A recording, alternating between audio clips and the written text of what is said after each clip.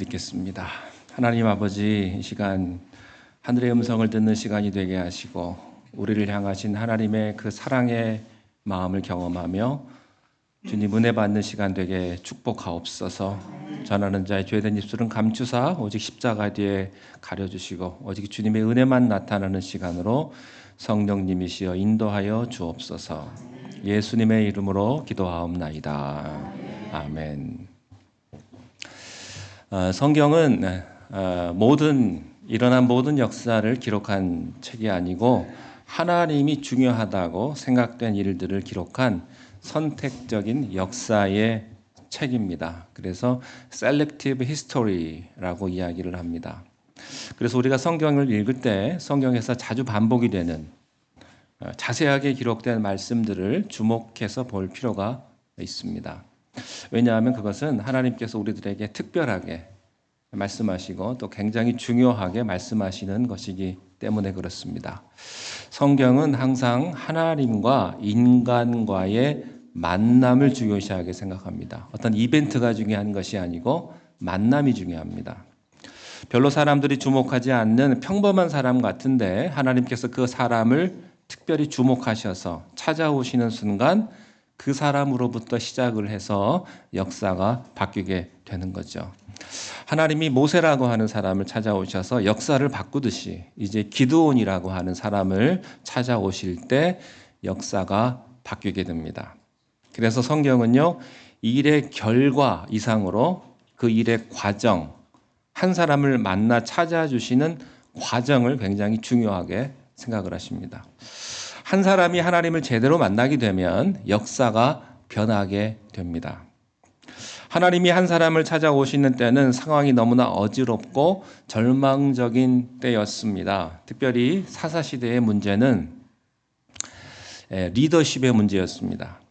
자기들이 리더라고 주장하는 사람들은 많은데 사람들이 마음을 놓고 따를 수 있는 리더들이 없었던 때죠. 모든 사람들이 자기의 욕심과 죄성대로 살던 때였기 때문에 지도자가 백성들을 걱정해주고 생각해주는 게 아니고 반대로 백성이 오히려 지도자를 걱정하는 그런 때였습니다.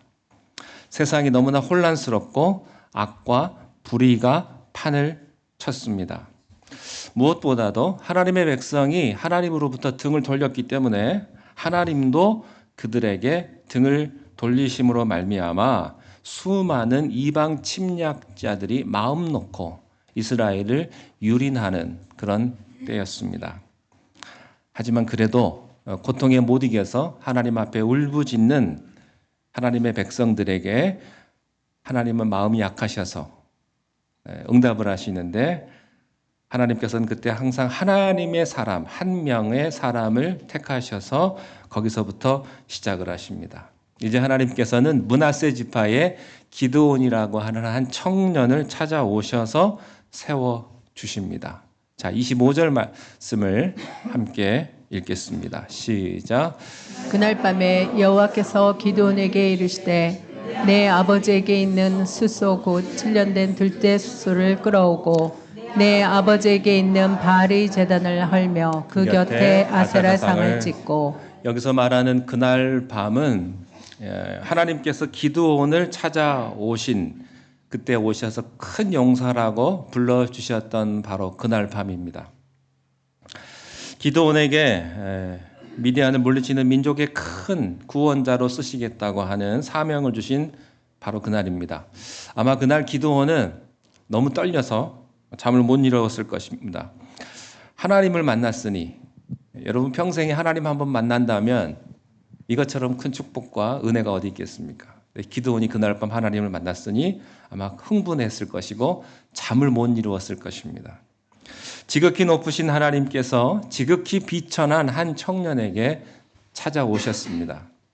미디안이 눈이 두려워서 미디안 사람들의 눈이 두려워서 즙을 짜는 그 틀 안에 숨어가지고 밀타작을 하고 있는 그 소심한 기드온에게 하나님이 찾아오셔서 큰 용사여 라고 불러주셨습니다. 하나님은 내 부족한 모습 그대로 받아주시고 안아주시고 나를 다시 세워주십니다. 너는 이스라엘의 구원자가 될 것이다. 기드온이 충격을 받았습니다. 누구든 충격받습니다. 하나님의 음성을 들으면. 게다가 자기를 구원자로 세우겠다니 자기 같은 사람은 감당할 수 없습니다. 라고 이렇게 하나님에게 하소연을 합니다. 자기가 얼마나 능력이 없는지를 하나님 앞에 설명을 했지만 이미 모든 것을 알고 오신 하나님께서는 상관없다고 하십니다.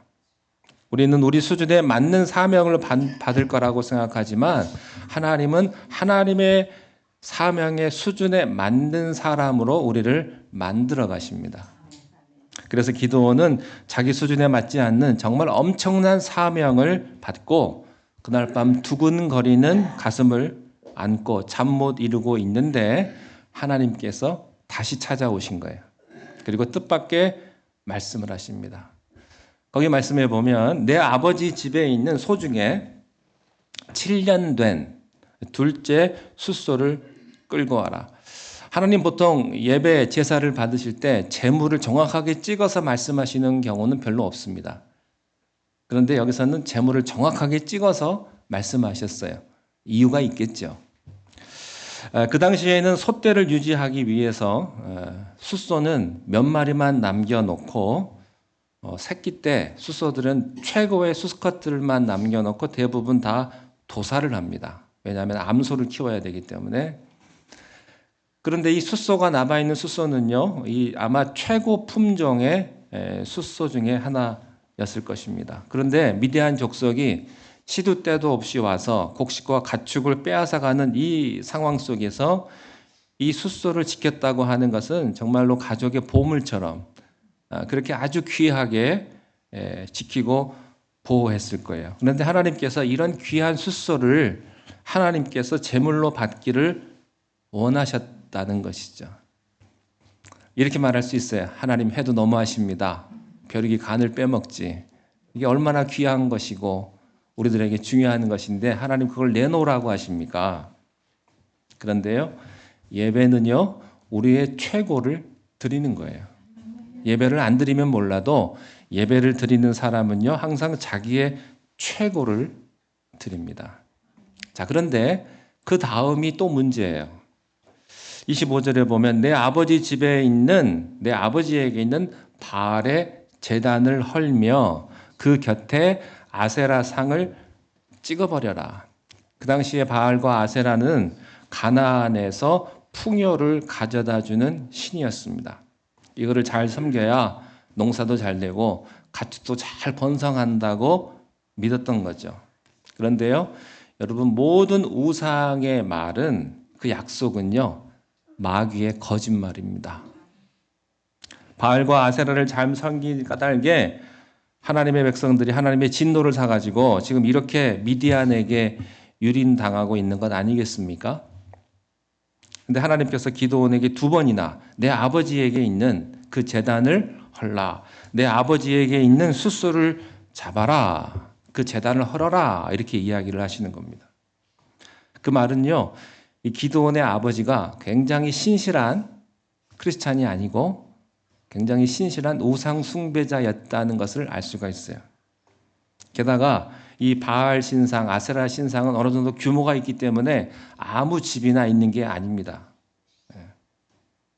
그러고 보면 아마 기드온의 아버지는 아마 그 마을에 이장님 정도 되는 그런 위치에 있는 사람이었을 것으로 생각을 할 수가 있어요. 죄가 성한 곳에 은혜가 성한다고 우상 숭배의 리더의 집에 기드온이라고 하는 구원자를 하나님께서 나오게 하신 것입니다. 여러분 아브라함 아시죠? 믿음의 조상 아브라함의 아버지는 어떤 사람이었습니까? 우상을 만들어서 팔던 그게 직업이었던 사람이었습니다. 우리의 과거의 출신 성분은 중요하지 않습니다. 내가 과거에 무슨 일을 했느냐가 중요하지 않습니다. 하나님께서 부르셨다는 사실이 중요합니다. 중요한 것은 내 아버지 집에 있는 우상 신상을 부수라는 거예요. 이 우상 파괴 명령을요, 7년 된 숫소를 드리라는 명령과 함께 묶어서 한번 생각을 해보시기 바랍니다. 지금껏 이스라엘은 제대로 하나님 앞에 예배를 드린 적이 없는 거예요. 숫소는커녕 염소 새끼 한 마리 하나님 앞에 드린 적이 없어요. 좋은 곡식이나 가축을 다 빼앗기기만 했지 드릴 재물이 있어도 다 어디다 바쳤냐면 우상의 제단에다가 다 바친 거예요. 여러분 집에 우상 제단만 있을 뿐 거기가 하나님을 예배하는 장소는 아니었다고 하는 것이죠. 그러니까 이들은 하나님 앞에 재물을 바친 적이 없는 거예요. 7년이나 미디안의 침략에 시달리면서도 그들은 하나님 앞에 예배하지 않았습니다. 하나님 앞에 예배할 때가 되면 재물이 없다고 했어요. 드릴 게 없습니다. 7년 낸 숫소는요, 7년간의 미디안의 횡포를 의미하는 것이고요. 그 횡포에도 불구하고 그들이 영적인 원인을 깨닫지 못한 이스라엘 백성들의 죄악을 상징하는 것입니다. 우리도 그렇죠. 고통을 당하면서도 하나님께 살려달라고 하면서도 정작 그 고통의 원인은 우리가 알지 못하고 이전에 잘못된 그 죄의 습관들은 계속해서 우리가 가지고 있는 거예요. 몸이 안 좋은 걸 알면서도 계속해서 술, 담배를 끊지 못하고 몸에 안 좋은 맵고 짜고 단 음식을 그냥 폭식을 합니다. 그리고 운동도 안 해요. 자기의 잘못된 습관은 고치지 않으면서 하나님 나 좀 병 좀 낫게 해 주십시오. 왜 나는 아픕니까? 이렇게 하나님에게 하소연하는 거예요. 하나님께서는요, 영적인 원인을 정확하게 지적을 해 주시고 그것을 제거해야 된다. 더 이상 그것을 끼고 살아서는 안 된다. 이렇게 말씀을 하시는 것입니다. 왜 그렇게 힘든 상황 속에서 하나님 앞에 숫소를 바치라고 했을까요? 재물이 있는 곳에 마음이 있기 때문이죠. 먹고 살기 어렵다고 하면서도 기도원 그 집안에는요, 그 우상에게는 갖다 바칠 것은 다 갖다 바쳤습니다. 우리들 그래요. 하나님 앞에 드리라고 하면 시간 없습니다. 돈 없습니다. 능력도 없습니다. 그러면서 자기 할 건 다 합니다. 자기가 좋아하는 거, 자기가 즐기고 싶은 거, 거기는요, 다 쓰는 거죠. 그 이중성을 깨버리라는 거예요. 하나님께서 기드온을 하나님의 군대의 수장으로 쓰시기 전에 먼저 그 집안에 있는 우상을 척결하게 하셨다는 사실에 여러분들이 주목할 수 있기를 바랍니다. 하나님은요, 우리들의 기도에 응답하시기 전에 우리에게 승리를 주시기 전에 먼저 우리에게 거룩을 요구하시는 거예요. 네. 기적을 주시기 전에 우리 안에 남아있는 세상의 죄를 씻어내기를 원하시는 것입니다. 이 순서를 바꿀 수 없다는 거예요. 근데 우리는 아니죠. 하나님 나 좀 먼저 살려주면 그 다음에 내가 어떻게 해보겠습니다. 내 병 좀 고쳐주면 내가 그때 가서 하나님 잘 좀 섬기겠습니다. 순서가 그게 아니라는 거예요. 너 먼저 내 몸을, 내 마음을 깨끗하게 하라. 이 영적인 법칙이에요. 자, 다음 26절 말씀을 함께 읽겠습니다. 시작. 또 이 산 성꼭대기에 내 하나님 여호와를 위하여 규례대로 한 제단을 쌓고 그 둘째 숫소를 잡아 내가 찍은 아세라 나무로 번제를 드릴지니라 하시니라. 우상을 제거하는 것만으로는 충분하지 않아요. 그 자리를 하나님께 예배하는 자리로 바꾸라는 것입니다. 사사기에 이렇게 하나님께서 친히 어떻게 우상을 부술지를 명령하시는 것도 또 처음이에요. 여호와 샬롬이라는 말도 기드온이 처음이고 우상 제거를 이렇게 하라는 것도 처음이에요. 여러분의 삶에서 우상을 제거하면 그 자리를 비워두면 안 됩니다. 그 자리에 예배를 채워야 합니다. 그 자리를 기도로 채워야 되는 거예요. 그렇게 함으로써 다시 하나님만 섬기던 여호수아의 시대의 승리의 모습, 하나님의 군대의 본연의 모습으로 돌아가기를 원하셨던 것이죠. 하나님의 자녀들이 하나님과 우상을 섞어서 섬기면서 영적인 능력을 발휘할 수 없다는 것입니다. 그러므로 결단이 필요한 거예요. 기드온이 하나님의 말씀대로 이제 행하기 시작을 합니다. 자, 27절 읽겠습니다. 시작. 이에 기드온이 중 10사람을 데리고 여호와께서 그에게 말씀하신 대로 행하되 그의 아버지의 가문과 그 성읍 사람들을 두려워하므로 이 일을 감히 낮에 행하지 못하고 밤에 행하니라. 예, 우상을 제거하는데 10사람을 동원을 했습니다. 그만큼 신상이 컸다는 이야기죠. 10명이 필요하다는 이야기는. 그래서 또 하나는 종이 10명이나 됐으니까 이 집안이 상당히 잘 사는 집안이었다는 것도 알 수가 있죠. 그런데 이 10명의 종도 아주 독실한 우상숭배자였다면 이 일을 안 했겠죠. 하지만 이들도 기드온을 따라서 우상 제거한 것을 보면 그래도 우상을 섬기지 않는 기본적인 신앙은 있었던 젊은 사람이었다고 하는 것이죠. 자, 그런데요, 기드온이 이 우상을 제거하는데 낮에 못하고 언제 하냐면 밤에 합니다. 왜 밤에 할까요? 사람들의 눈이 무서우니까, 아버지가 무서우니까 밤에 몰래 해요. 그래도요, 안 하는 것보다는 나아요. 안 하는 것보다. 두려움을 안고라도 순종하는 것이 훨씬 낫습니다.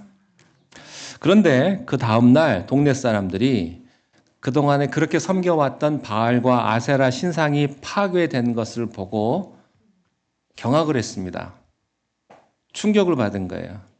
바알과 아세라 제단은 비록 기드온 아버지 집에 있기는 했지만 동네 사람 모두가 함께 와가지고 제사하는 그 마을의 공동 재산이기도 했던 거예요. 도대체 누가 한 짓이냐? 범인을 색출해라. 그리고 나서 조사 결과 그 집안을 기드온이 한 일이라는 사실이 드러났어요. 사람들이 뭐라고 할까요? 당신 아들 죽여야 한다고. 바알과 아세라 신상을 파괴해서 이들의 이 우상의 두려움을 샀으니 아들을 죽여서 그 노여움을 달래야 한다.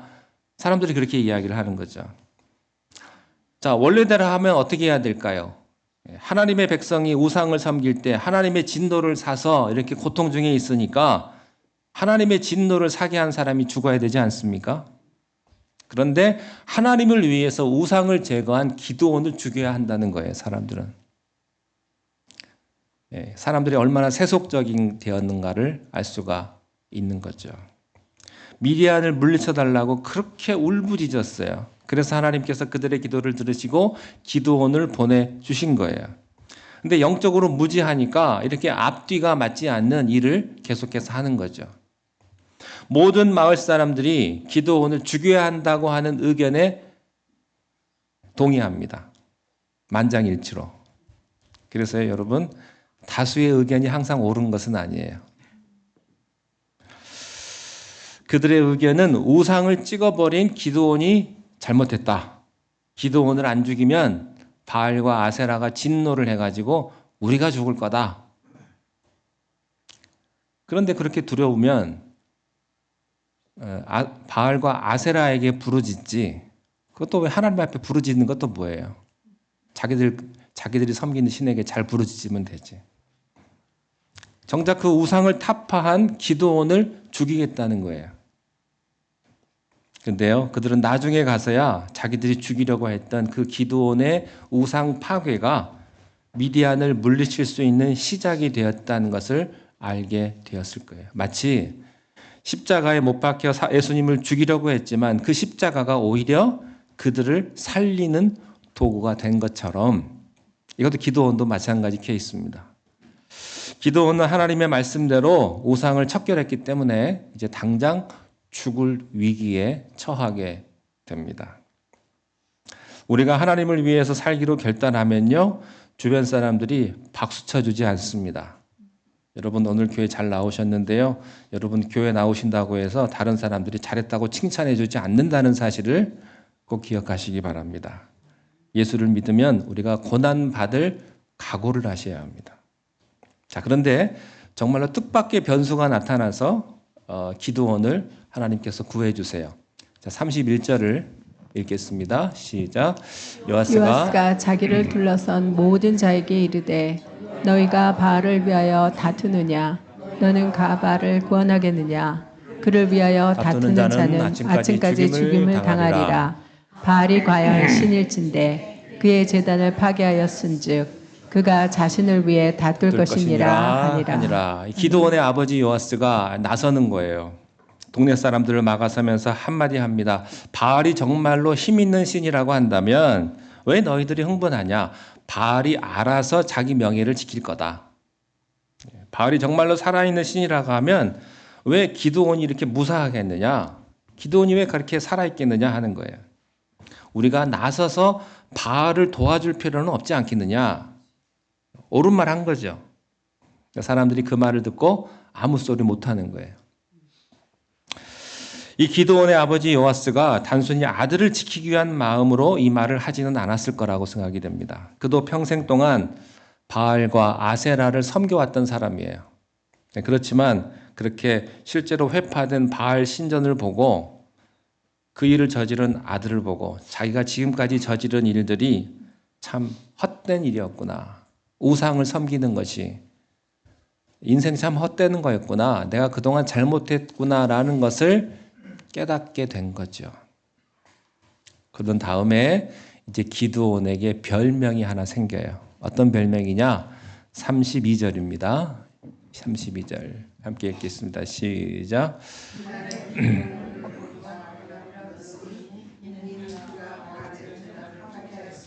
바알이 그와 더불어 다툴 것이라. 여룻바알이라고 하는 별명이 생겨요. 네. 이 말은 let Baal contend with him 이런 뜻입니다. 바알에게 기드온을 덤벼보도록 하라. 한번 싸워보도록 하라. 이런 뜻이. 정확하게 말하면 기드온의 하나님이 바알을 꺾었다. 그런 뜻이에요. 이때부터 기드온은요 어디를 가든지 여룻바알입니다. 바알과 맞짱 서서 이긴 사람. 그런 뜻이에요. 이제 기드온은 분명하게 하나님의 사람입니다. 하나님께서 기드온이 하나님의 군대를 이끌고 전쟁에 나가기 전에 자기 집안에 있는 우상을 제거하게 하셨다는 사실을 우리가 예사롭게 넘겨서는 안 됩니다. 하나님께서 우리를 통해서 하나님의 일을 시키시기 전에 먼저 우리 안에 있는 우리 가정의 우상부터 제거하기를 원하세요. 그것은 기드온의 때나 지금의 때나 마찬가지입니다. 많은 사람들이 하나님을 믿고 교회를 다니면서 하나님을 위해서 봉사하겠다고 섬기겠다고 말을 하지만 실제로 잘 안 돼요. 그리고 힘이 없어요. 영적인 열매가 없는 이유는 그 우상 숭배를 그대로 간직한 채 하나님의 일을 하려고 하니까 힘이 없는 거예요. 자, 그러면 우상이란 뭐예요? 우상이란 다른 게 아니고요. 우리의 마음과 시간과 돈을 가장 많이 갖다 바치는 게 우상이에요. 집에서 조용히 하루의 시간을 어디에 여러분이 가장 많이 쓰는지를 한번 생각을 해 보십시오. 한국인의 80% 이상이 뭘 볼까요? 유튜브를 봅니다. 유튜브. 또 휴대폰 사용 시간의 절반이 유튜브 보는 시간이래요. 뭐가 됐든. 네. 여러분 매일 아침마다 유튜브 보시잖아요. 제가 보내드린 유튜브. 네. 더 많은 시간들을 우리가 본다고요. 2017년에 뉴스위크 인터뷰에서 넷플릭스 CEO가 이런 말을 했습니다. 우리의 경쟁자는 영화관이나 케이블 TV가 아니다. 우리의 경쟁자는 수면이다. 네. 우리는 잠자는 시간까지 빼앗아서 그 사람이 잠 못 자도록 우리 넷플릭스에 붙잡아 놓을 거다. 이런 얘기를 했다는 거예요. 여러분 유튜브나 넷플릭스가 우상이라는 생각은 전혀 안 해보셨을 거예요. 왜 하나님의 음성이 잘 안 들린다고 생각을 하십니까? 여러분이 켜놓은 다른 소리가 너무 많기 때문이에요. 그러니 하나님의 음성이 안 들리죠. 하나님께 쓰임받기를 원한다면 여러분 집안에 가까운 곳에 있는 우상부터 제거하셔야 돼요. 이게 남의 일이 아닙니다. 사람도요, 너무 집착하면 우상이 됩니다. 사람을 너무 기대하거나 의지하잖아요. 그러면 반드시 상처를 받습니다. 여러분이 자녀를 사랑하는 것만큼 상처받아요. 인간은 사랑의 대상이지 믿음의 대상이 아니에요. 교회에서도요, 너무 많이 정두지 마세요. 나중에 상처받을 수 있어요. 아멘입니까? 사람에게 정 주고 마음 주고 시간 주지 마십시오. 어쩌면 그가 나를 실망시킬 수도 있고 나를 떠날 수도 있어요. 네. 그러면 상처받아요. 여러분, 모든 우상은요, 상처를 줍니다. 그래서 기드온이 자기 집안에 있는 우상을 제거했다는 말을 우리가 단순하게 생각하면 안 되고요. 지금 우리에게 있는 우리가 제거해야 될 우상이 무엇인가를 우리가 생각해야 되는 거죠. 자, 33절 읽겠습니다. 시작. 그때 미디안과 아멜렉과 동백 사람들이 다 함께 모여 요단강을 건너와서 이스라엘 골짜기에 진을 친지라. 이제 상황이 급박하게 돌아갑니다. 아말렉이 대공격을 감행해 옵니다. 하나님의 타이밍이 아주 정확하신 거예요. 이 직전에 기드온이라고 하는 구원자를 하나님께서 준비해 놓으신 겁니다. 이스라엘 골짜기는요, 아주 기름진 곡창지대입니다. 거기서 아말렉의 병력 13만이 넘는 병력이 모였어요. 이런 다급한 순간에 하나님께서 어떻게 역사하시는가? 자, 34절 시작. 여호와의 영이 기드온에게 임하시니 기드온이 나팔을 불매 아비네셀이 그의 뒤를 따라 부름을 받느니라. 구약 시대에 성령이 누구에게 임했다는 말이 자주 나오지 않는데 사사 시대 사사기에 보면 여호와의 영이 기드온에게 임하셨다. 여기서 임했다라는 말 히브리어 리바시는요, 감싸 주었다. 이런 뜻인데 옷을 감싸 주었다. 마치 하나님께서 하나님의 전신 갑주를 입혀 주신 것과 같은 그런 거예요. 그런데 하나님께서 언제 기드온에게 성령을 부어 주셨을까요? 처음 오시자마자 부어 주지 않으셨어요. 기드온이 말씀대로 우상을 숭배하고 자기를 거룩하게 했을 때 성령이 오시는 겁니다. 우리가 성령의 기름 부음을 받기를 원한다면 우상을 제거해야 되고요. 내가 깨끗하게 나를 만들어야 돼요. 성령은 빈 그릇에 채워주시는 것이 아니고 깨끗한 그릇에 채워주시는 겁니다. 죄를 끌어안고 우상을 끌어안고 하나님의 축복을 받을 수는 없는 거예요.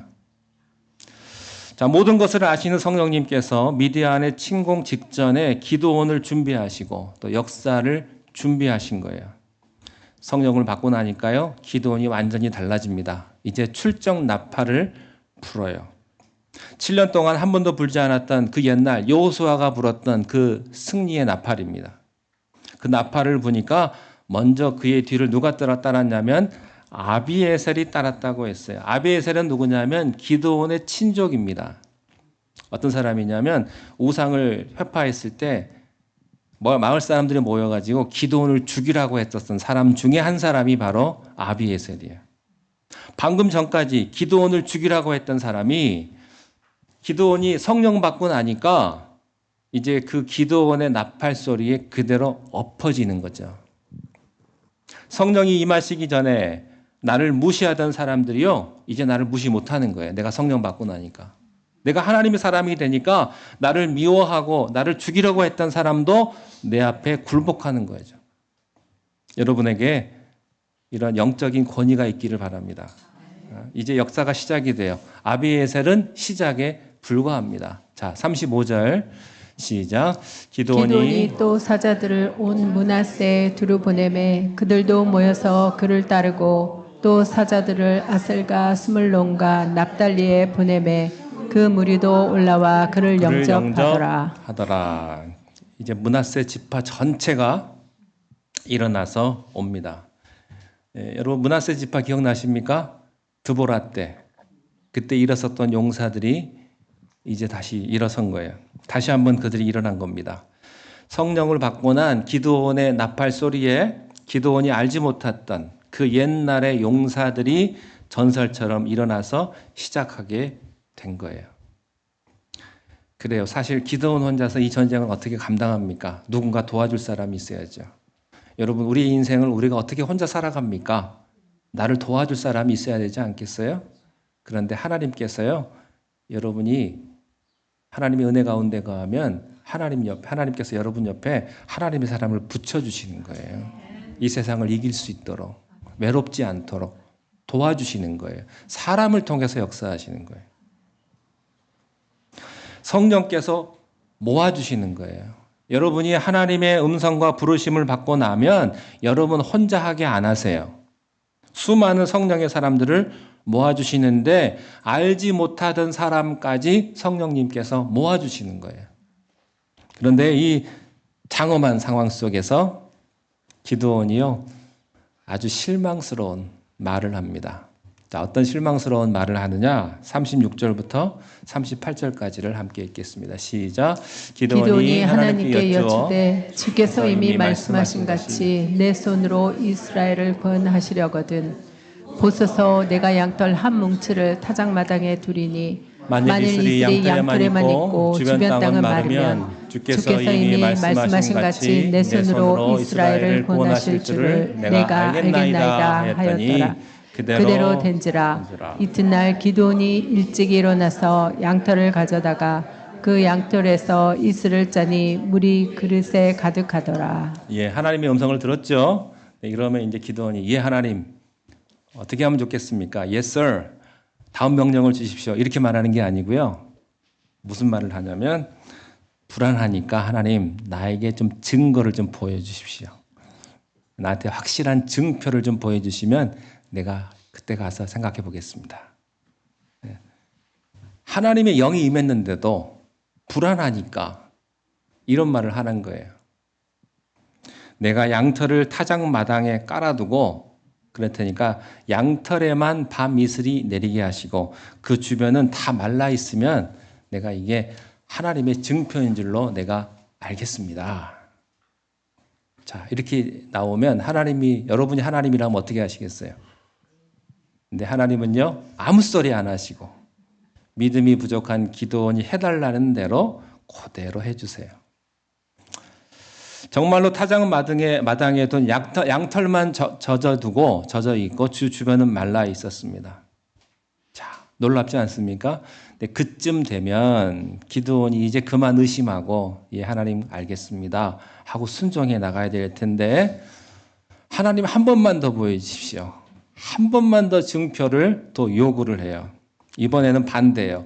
주변 땅은 다 젖고 양털만 말라 있게 해 주십시오. 만약 제가 하나님이면 야 이놈아 관둬라. 내가 사람이 없어서 너한테 왔는 줄 아느냐? 딴 사람 찾아보겠다 이럴 텐데 좋으신 하나님은 그렇게 안 하시고요. 하나님 또 해달라는 대로 또 그대로 또 해주세요. 예. 왜 그러셨을까요? 왜 한 말씀 안 하시고 그렇게 해달라는 해주셨을까요? 우리가요, 과거에 심한 트라우마를 겪거나 아픔을 겪고 나면 내가 아무리 성령을 받고 믿음이 충만해도요, 과거의 아픔이 악령처럼 되살아나거든요. 그래서 하나님 앞에 다시 한번 확신을 달라고 기도한 거고 하나님께서 이거를 이해하셨기 때문에 다시 말하면 여러분의 연약함을 하나님이 이것을 이해하시기 때문에 하나님은 기드온의 눈높이대로 가셔서 기드온이 하자는 대로 다 해주신 거예요. 저는 이 부분이 얼마나 좋은지 모르겠습니다. 네. 위로를 받습니다. 여러분 기드온은요 카리스마가 있는 뛰어난 영웅이 아니에요. 그도 우리처럼 연약한 이스라엘의 한 백성일 뿐인데 하나님이 선택해 주셔서 쓰임받는 것 뿐이에요. 우리도 기드온처럼 믿음이 연약합니다. 성령의 감동으로 하나님이 맡겨주신 사명에 헌신도 하고 우상도 무너뜨렸지만 마지막 순간에는 예전에 실패의 악몽이 살아나서 주저앉을 때가 있단 말이죠. 여기서 중요한 것은 기드온이 그 자리에 주저하지 않고 그만두지 않고 하나님에게 뭘 구했다는 거예요? 증표를 요구했다는 거예요. 다시 말하면 기도했다는 거죠. 여러분도 그렇게 하십시오. 여러분 마음속에 의심이 들고 회의가 들고 내가 교회 잘 나가고 있나? 내가 가는 게 맞나? 그런 회의적인 마음이 들어도 그때 하나님 앞에 가셔서 기도하시고 하나님 앞에 표징을 구하시기 바랍니다. 그러면 하나님은요 꿀밤 때리면서 야단치시는 분이 아니고 여러분의 기도를 들어주시는 분이세요. 여러분의 곁에서 여러분의 손을 잡아주시는 분인 줄로 믿습니다. 그러므로 강하고 담대하십시오. 우리가 탁월한 영웅은 아니지만 성령을 받고 나서도 우리가 의심하고 주저하지만 하나님은 우리의 손을 붙잡아 주실 줄로 믿습니다. 여러분의 연약함 때문에 물러서지 마시고 주님 앞에 주를 위해서 일어설 수 있는 그런 강한 용사가 되시기를 주님의 이름으로 축원합니다. 기도하겠습니다. 하나님 아버지, 여호와의 영이 기드온에게 임할 때에 그도 불안하고 두렵고 또한 떨리는 마음이었지만 하나님이 함께 하심으로 그가 강한 용사가 되었음을 우리가 바라봅니다. 우리가 비록 연약한 하나님의 백성이지만 우리에게 다시 한번 힘과 능력을 주셔서 하나님을 위해서 일어설 수 있는 귀한 하늘의 은혜를 우리 모두에게 허락하여 주시옵소서. 예수님 이름으로 기도하옵나이다. 아멘.